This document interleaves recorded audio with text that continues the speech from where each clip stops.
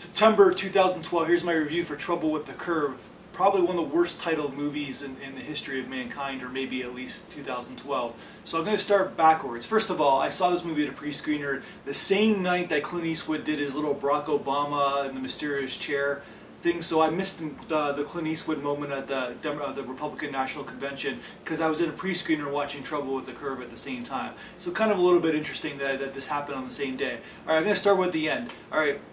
Anybody watch, like, who are my age, anybody who's 30, about 32 or older, saw the old after-school specials at the after-school, like these cheesy kind of like put together, like badly made kind of movies where you learn a big lesson at the end of each episode. So this is what Trouble with the Curve, this Hollywood movie starring a legendary actor, Clint Eastwood, has a after-school special ending. It's like, he's a #1 draft pick, he doesn't know how to hit the curveball, and the old school wins. It's like, respect your elders, and blah, blah, blah, blah. Wank, wank, wank, wank, wank. And it bothers me so much because this movie has, like, Amy Adams and Justin Timberlake's storyline is very interesting, and it's like they're trying their best, and it's very well performed. And even though Eastwood is like doing his, like, channeling his inner Gran Torino and basically doing the same role that he did in Gran Torino, I'm old and I'm gonna grunt and rrr, it's still like, this movie's still really, really bad. It's like probably one of the worst movies I've seen of 2012. Well, one, because I'm biased, and this is a movie that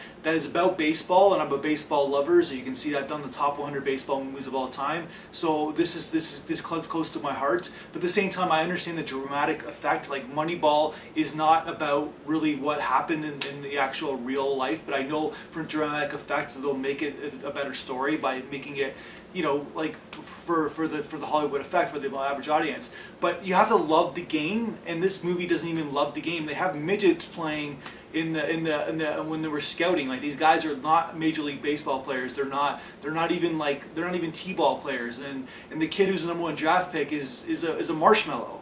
But also it's like the whole thing, it's like, this is all, speaking of Moneyball, it's like the reverse Moneyball film, where it's like saying, don't forget the old school scout and, you know, people at the computers. And the problem with that rationale is that it's not that black and white.